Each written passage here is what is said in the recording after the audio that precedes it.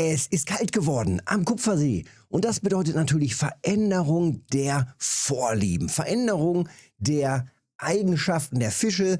Sie gehen an andere Stellen, wollen vielleicht doch eher etwas an wärmere Spots und normalerweise sind die dann ja auch hier im flachen Bereich.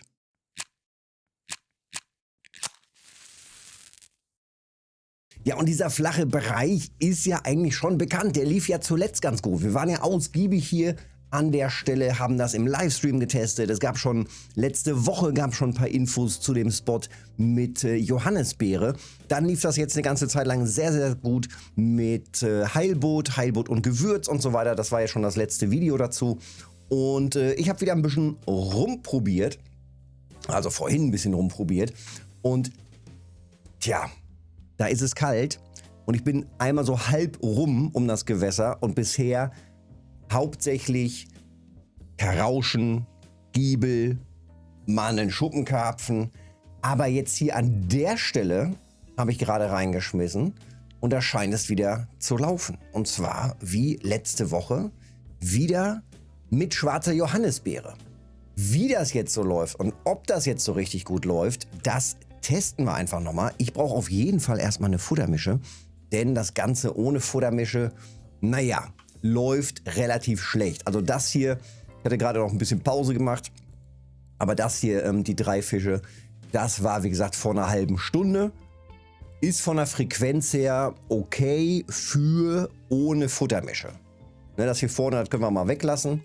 Aber hier vorne, das ist jetzt hier dieser Spot, auch eben mit Johannis, beziehungsweise, na, sehr schön, das ist eine Köder-Kombi, funktioniert auch. Auch gut. Das war wichtig für den Test. Zack. Und es sieht auch noch so aus, als ob das richtig gut ist. Jawollo. Oh ja. Oh ja, oh ja. So mag wie das. So soll das sein. Jetzt natürlich die Frage, was geht da drauf? Ah, okay, C2 Super Freak. Jawollo. Komm.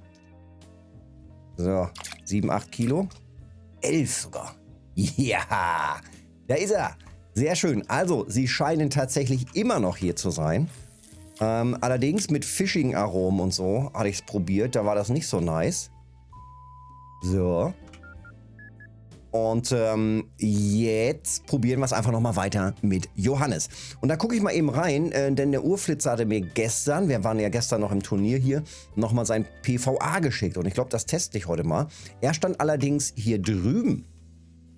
Wo er jetzt genau hingeworfen hat, kann ich gar nicht sagen. Ob er vielleicht in die Richtung geworfen hat oder geradeaus. Aber eben dann so auf 9 Meter. Ist quasi das Gleiche. Ich gehe mal davon aus, dass er da so hingeworfen hat. Es ist quasi ja die gleiche Area, ne? Ob du jetzt hier stehst oder da stehst, wichtig ist ja, wo du einen Spot oder eine Wasserfläche bewirfst, wo du quasi landest mit dem Köder.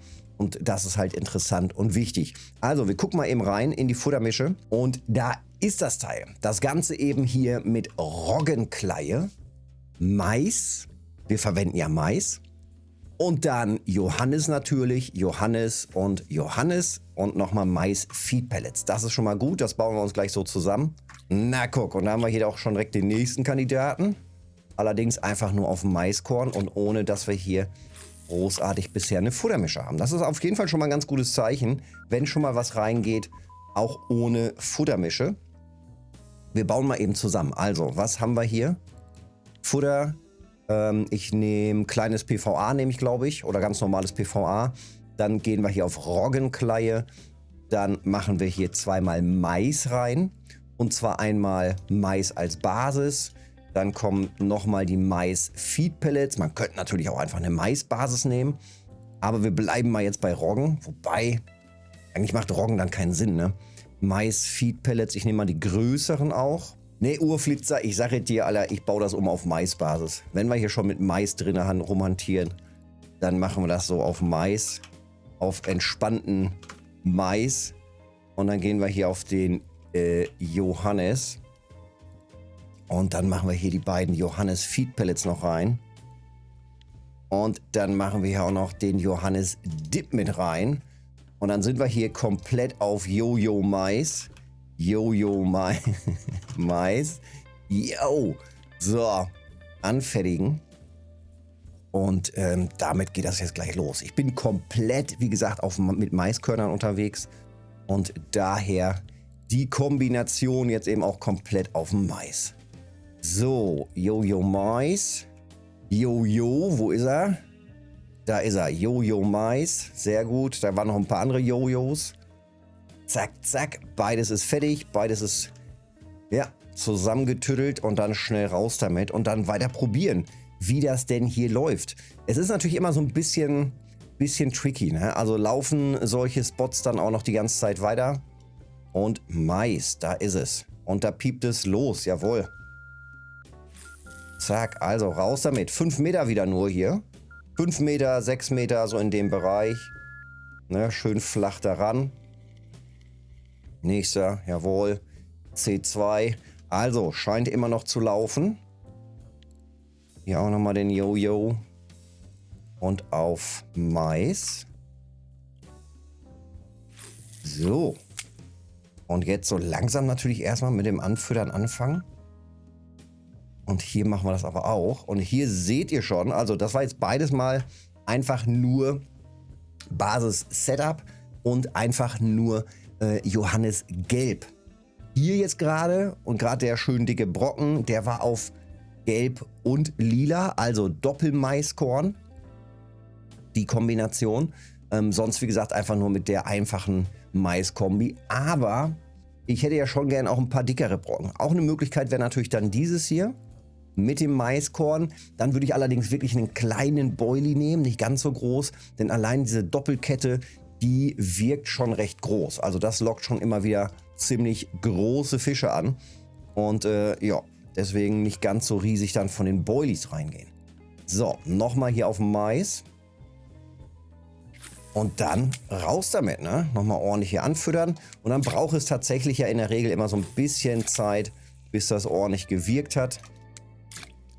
Und vom Gefühl her dauert es irgendwie am Kupfersee nochmal ein bisschen länger, bis das losgeht. Aber dafür läuft es dann auch kontinuierlich und meistens kannst du eben auch die Futtermische einfach dran lassen und es ballert trotzdem ganz gut rein. Ja, so viel zu dem Spot. Ich würde sagen, ja, da geht immer noch was. Man kann es immer noch weiter versuchen hier auf den Orange Ogon. Ich gucke gerade mal eben rein. Haben wir was von den Rekorden, irgendwas Aktuelles? Wie gesagt, wir hatten ja gestern erst den Wetterwechsel von Normalwetter jetzt auf kalt. So, Orange Ogon, alles von gestern noch, ja. Alles von gestern. Gewürz war, wie gesagt, war auch ganz gut. Hier haben wir schon wieder was Aktuelles. Na guck, Heilbutt, das ist von vorgestern, auch immer noch würziger Heilbutt und Beeren. Das ist jetzt aktuell von heute. Neutrale Pellets und Heilbutt. Also es scheint doch noch immer mal wieder auch Heilbutt reinzugehen. Von daher vielleicht durchaus doch nochmal mit dem Heilbutt testen.